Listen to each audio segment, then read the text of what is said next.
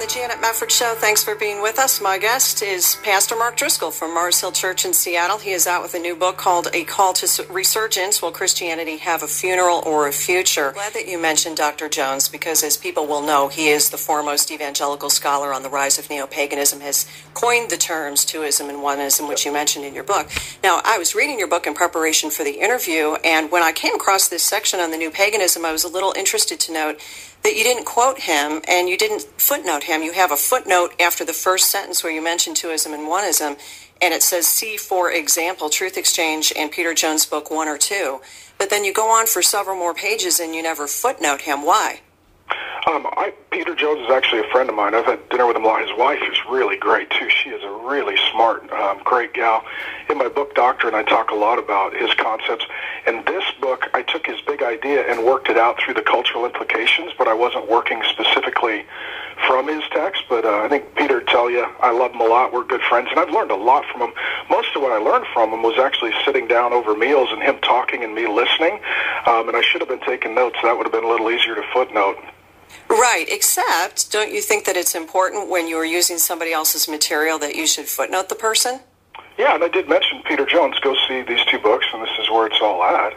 Well, yes, you haven't. I've interviewed Peter Jones online, and I've run his blogs, and I've had him speak at conferences, and I mean, I certainly love and appreciate him. And if I made a mistake, then I apologize to Dr. Jones, my friend. I love him. I appreciate him, and that was not my intent for sure. Well, yeah, because you did, and I'm mentioning this because I think it's really important. When you have this endnote number 5 under Chapter 2, you say, see, for example, truthexchange.com or Peter Jones in his book.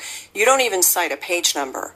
And it troubles me, though, Mark, because I've read Peter Jones. I know Peter Jones. I'm going to be going out to his think tank for the 3rd year this year, and I'm reading his material, and this is his intellectual property, and you don't give him any credit for it.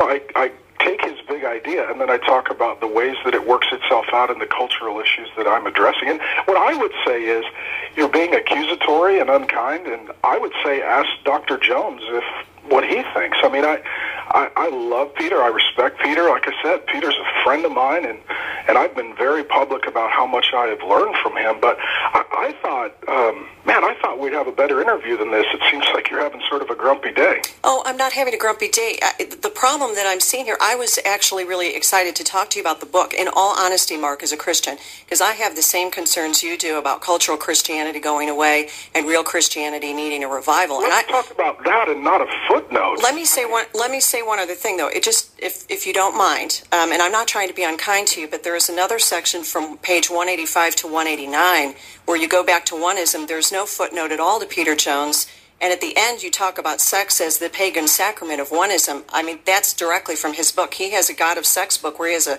chapter entitled Homosexuality, the Sexual Sacrament of Religious Paganism. This is not your intellectual property. I mean, this is not just unethical, I think. I think this is something you could be sued under copyright law for intellectual property. I'm really concerned from the legal aspect for Tyndale House. I don't know why you wouldn't footnote him if he's such a good friend. Maybe I made a mistake. Maybe I did, and I would have to go back. To be honest with you, I'm sitting here with a head cold and the flu trying to do you a favor, and I don't remember footnote on page 183. I thought we were going to talk about the decline of Christianity and the need for the gospel, and I think you're illustrating the big need for the book, that tribes tend to fight over secondary issues, miss primary issues, and the result is infighting instead of evangelizing. I don't know how else to say it more clearly. I love you. You're my sister. And you want to ask what happened in the editing process? Did an editor miss a footnote? I don't know. What I would say is thanks for bringing it to my attention. I'll go double check. You've probably written and know that when you write a book, there's 27 edits and going back and forth, and maybe something accidentally got deleted or a mistake was made. And if so, I apologize for that. But I have in print in multiple of my books quoted, cited Peter Jones, love him, had him for dinner at my house, and he's my friend, and I've learned a lot from him, and I've been open and public about that. I mean, you can Google the interviews I've done with him on Resurgence and the ways that I talk about he's been a great friend. Well, and that all the more reason then you should have given him credit in those 14 pages. That's what is more, I think, important to point out. It's not unkind or tribal to point out that you should be honest. I mean, you were recently preaching a sermon, "Do not steal," on the 8th commandment. And I'm thinking of Romans 2:21. If you're going to teach others, do you not teach yourself? While you preach against stealing, do you steal? Now, you're saying it was inadvertent. Are you going to go back to Tyndale House? It was inadvertent, and I will follow up on it. But see, what I think you're missing is there is a difference between making a mistake and committing a sin. And if I made a mistake, I want to make it right. But really, I mean, you're going to take the entire interview and find what you are critical of and the nail you're going to hammer so that your audience can see you hammer Mark Driscoll today. Mark Driscoll loves Jesus. Mark Driscoll loves you. Mark Driscoll's in one of the least church cities in America, preaching Jesus for 17 years, trying to see people get saved. And I was hoping we could help others talk about, man, their kids are now going gay. Their kids are walking away from Christ. Their church is not doing very well. Things are not trending in our direction. And people are concerned. And how could we help them? How could we equip them? How could we love them? How could we serve them? I would rather talk about Jesus than Mark Driscoll. Well, I know, and I would too, but I think it's an important thing. If we're going to talk about Christianity having a future, I think we not only need to be sound in our doctrine, but I think we also need to be sound in our holiness. And I think if we have wronged... and love and... Yeah, I mean, this is important too. I'm looking at your website here. You have a frequently asked questions section on your website asking, if I use material from one of Pastor Mark's sermons, do I need to cite him as the source of that material? And the answer on your website is yes. If you don't cite him, you are plagiarizing. If you use content from one of Pastor Mark's sermons or from one of his books, you need to attribute the content, whether it is a quote or paraphrase, to Pastor Mark. And you're right about that. But now you're telling me 14 pages of somebody else's intellectual property was inadvertent. I have to take you at your word. Are you going to go back to the publisher and have them fix it?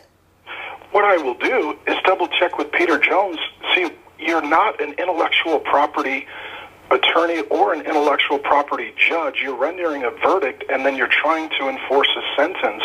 And what I would tell you is, I will check. Okay. I appreciate you bringing it to my attention, but insofar as taking your legal advice, I probably wouldn't do that right now. Oh, no, I'm not giving you legal advice, and I'm not giving me orders in front of an audience. No, I asked you, are you going to go to Tyndale House and have the book fixed?